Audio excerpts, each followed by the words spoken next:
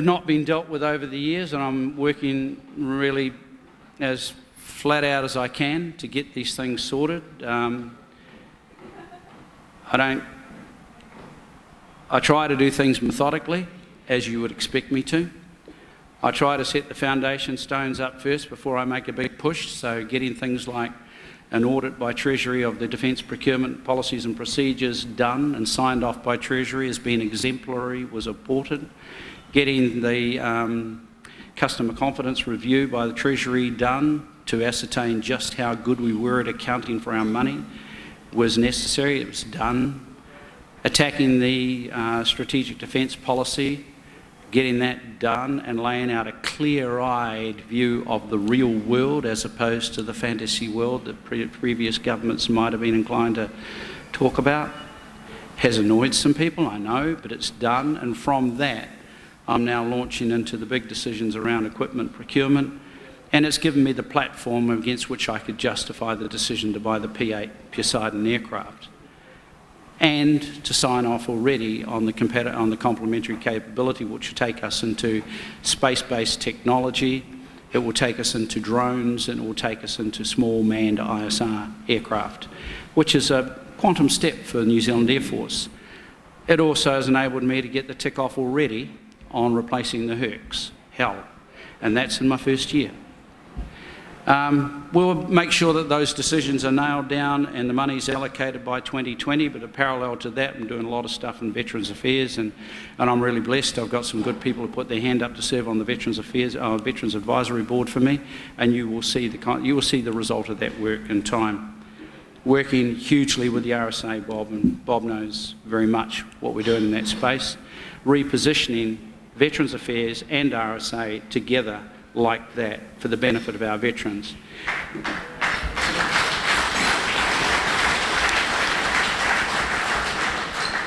But there is a group of people that I'm worried about, and there is a group of people that I know that you can help me with.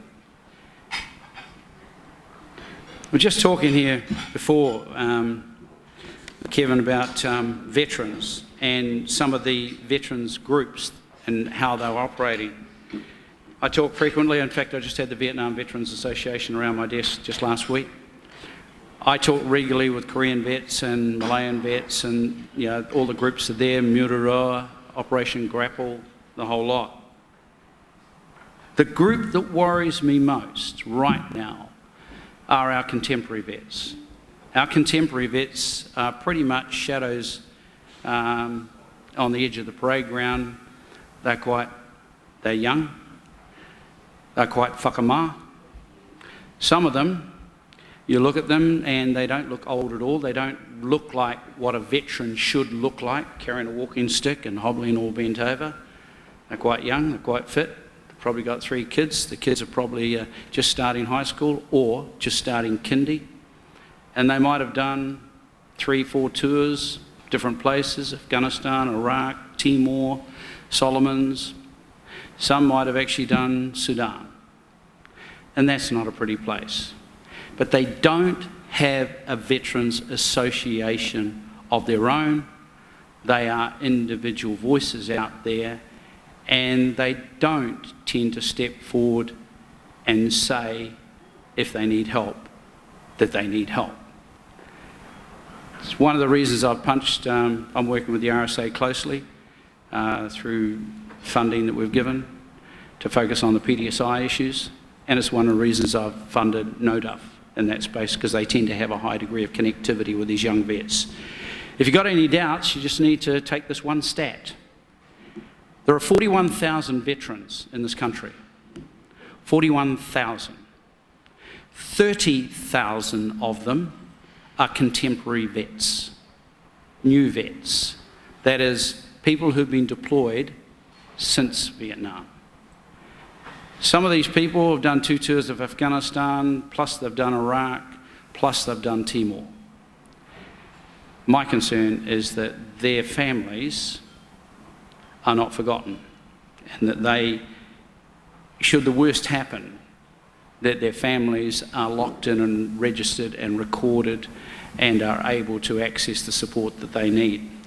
So when you're out there on Anzac Day or on Armistice Day, and if you see one of these young, fresh-faced women or men in uniform with half a dozen ribbons on their chest, and you don't know who they are, just say g'day, ask them where they served.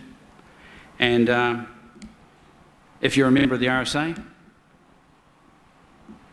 encourage them to join. Because if they do that, then people like Bob and BJ and Jack Steer and all the rest of that good team at the RSA can pick these people up.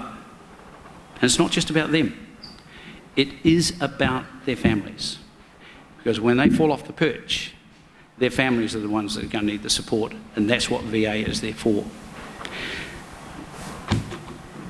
That's that stuff. I guess I'd just simply say that I'm really privileged to be here tonight. I find it a little daunting looking out, some of the faces in particular that I can see. Some of the faces that aren't here, I'm saying thank God. Some of you, I've told Chris to ignore everything you say because they're all lies. But I'm also quite overwhelmed with the fact that, well, let me put it this way. This is a very special group of people. Very special. I don't know myself if New Zealand ever really will understand what the Regular Force Cadet School did for this nation. Whether you stayed in the military for 1 year after graduation, 5 years, 10, 20, 25, 30, it doesn't really matter. It comes down to what we do when we leave the machine and we go onto Civvy Street, and what we do in terms of how we raise our kids. I often think of Tim Aspinall. Narimu class? Yeah, over there. I don't know how many of you know Tim. Tim was one of those boys who was headed to Borstal, East Coast Māori boy. He was in B Company, he was my senior class, and he was pretty much told that if he didn't join the army, probably the next stop for him would be Borstal prison. Tim became a chef. Tim went through clubbies, graduated, went on, got his band 4, or 4-star chef. In those days it was 4-star. London City Guilds qualification, Andy, he did all that stuff, you probably know him. And then he went on, and I don't know how it all happened, but he ended up carving those great big margarine sculptures that you saw in the officers' mess first, and then blow me down, years later, we started seeing them in Valentine's chains of restaurants throughout the nation. You go into a Valentine's restaurant and there's this massive sculpture carved out of margarine and done by Tim Aspinall. He then went on to enter some international margarine carving. I didn't know they had things like that. I would have entered, margarine carving competition. And he won a world title. He went on and won that title 6 times, at which point they told him he could never enter again. But they made him a judge. And he ended up with an astonishing job travelling the world, teaching and mentoring, not just, margarine sculpting was his art form, but and everything that was related to catering and service management within the hospitality section, working in 5-star hotels. All of that from a little Maori boy from the East Coast who was going to be kicked, who was going to Borstal. What was the difference? The Regular Force Cadet School was the difference. I know that many of you left the army and you went off and you carried on in your trade out in Civvy Street.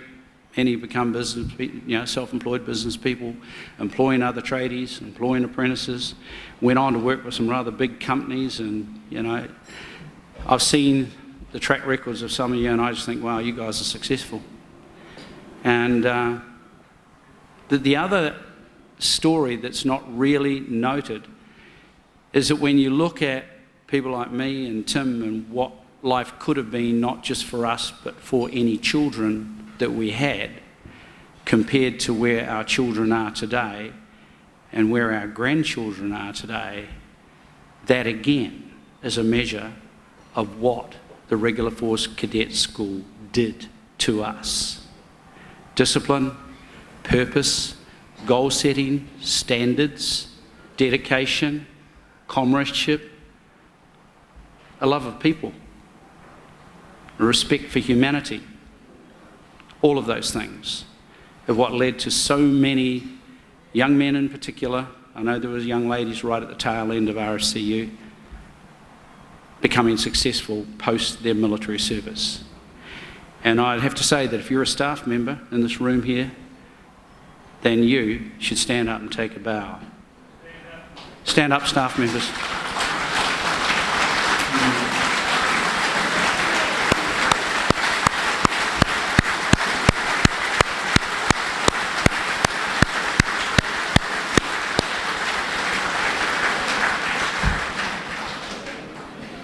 That's enough.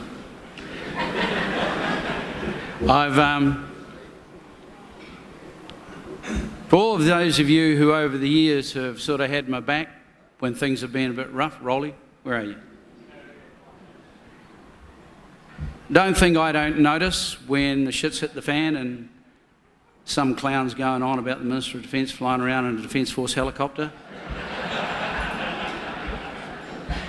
Don't think I don't notice the texts that I get that say, tell them get fucked. Sorry.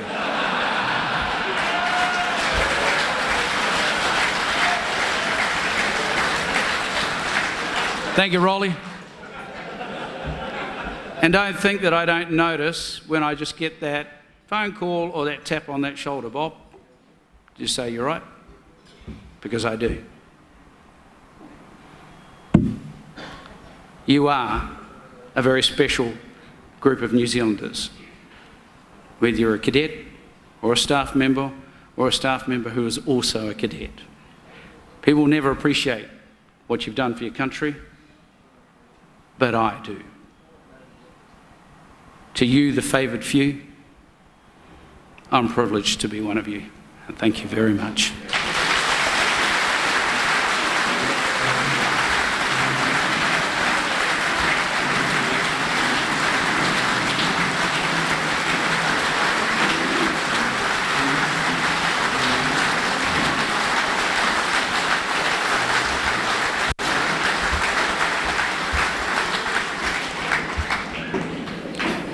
Thank you, Minister, for an excellent address. One of the things they did correctly in 1971 was choose you to be a member of our family. I think it is quite clear that the Defence Force, the RSA and Veterans Affairs are in pretty good hands now. Okay, well, I think we're all waiting for our dessert, but just before we get to that part, second joke. There were two girls who were running a farm, and one was a blonde and one was a redhead, and they decided they needed to get another bull for the farm. So the redhead went off to town to buy a bull, and she took $500 with her. She found a bull and paid $499 for it. She then went to the post office to send a telegram to the blonde asking her to hook up the horse float to the 4x4 and come into town and collect the bull and take it home. But when she got to the post office, she found it was going to be $1 a word, and she only had $1. So she thought for a while about this, and she wrote on the telegram the word comfortable. And she took it over and gave it to the lady behind the counter, and the lady behind the counter says, well, I don't understand this. How can you send one word like that to your friend and expect her to do what you want her to do? She said she's a slow reader.